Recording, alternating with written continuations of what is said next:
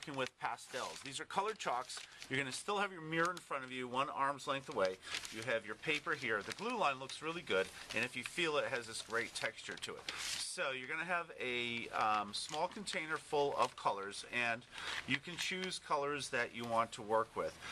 This is really an expressive portrait, so you don't have to stay realistic in terms of colors, but you want to represent yourself, but you also want to represent kind of a feeling to this.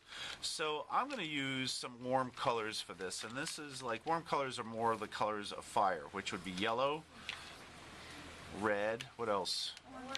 Orange, yep. And I have a really nice red here. And blue. Now you have, yeah, color of ice would be, our cool colors are tend to be blue. So we're just going to use kind of like color temperature here. But here's a good point. Because I have an orange, and orange and blue are complementary colors, I think a blue would go really well with this.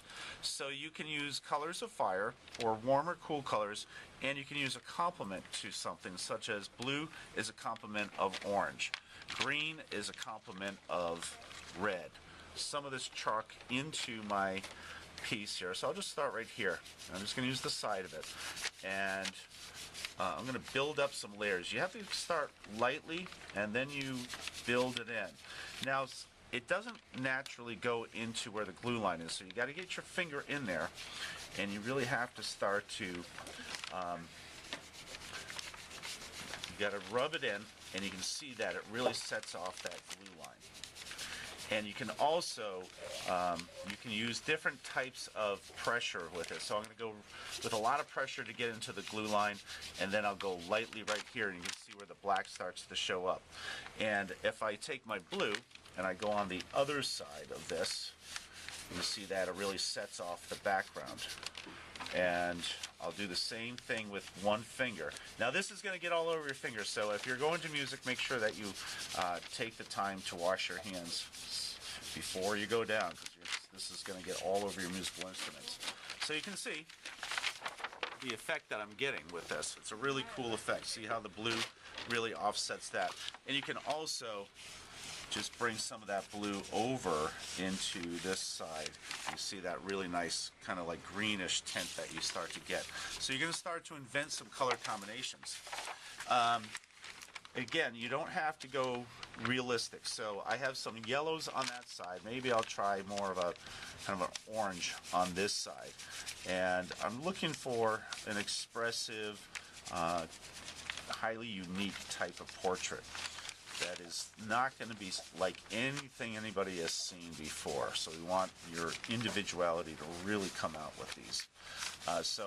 And I like the fact that I have some nice space in between. I'm going to mix some colors in here too. I'm going to add some like some of this color right into where the nose is and blend it in. And that looks pretty cool. Maybe I'll blend some of that into the nose right here. And I'm not really over blending, I'm just kind of giving it a light blend. Maybe I'll put some blues right underneath there. So you see how the complement of just using a little bit of that blue really helps to offset it. And if I went in with green right now, it would probably be too much, but I'm going to just mix in. Now if you mix orange and blue, it gets a little bit of the brown. So I'll get a different type of color right there. Now, we're going to move our way around this drawing, and you're going to start to really find really unusual combinations. But another thing you can do is you don't necessarily have to stay with just blending.